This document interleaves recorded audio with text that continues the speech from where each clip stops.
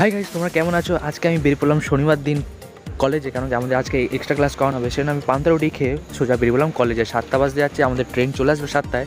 সেই জন্য আমি তাড়াতাড়ি বেরোবো, কেন কি সাইকেল নিয়ে যেতে হচ্ছে বলে। তারপরে আমি ট্রেনে বসে পড়লাম। তারপরে দেখছি একটা আঙ্কেল হাঁ করে তাকাচ্ছে, আমি যে ভিডিও করছি বলে। তাই দেখছি হাওড়া ব্রিজটা বাস থেকে কী সুন্দর লাগছে, সেজন্য আমি একটা ভিডিও করলাম। তাড়াতাড়ি কমেন্ট করে বলো কেমন লাগলো ভিডিওটা। তারপর দেখতে পাচ্ছি আমাদের কলেজের ওপর কী বানাচ্ছে, এটা কী জানি, আমি কিছু বুঝতে পারছি না। গোলের মতো কী জানি ভাই। এই দেখতে দেখতে আমি কলেজের ওপর এন্ট্রি নিলাম, ঠাকুরকে নমস্কার করে যেই ঢুকলাম দেখছি একটা লাইট জ্বলে গেল। উড়ি বাবা, যে ঠাকুর আমি, উড়ি সাবাস। তারপর দেখছি আমার বন্ধুখানে বসে আছে। কেমন আছো বন্ধু, ভালো আছো তো? একদম।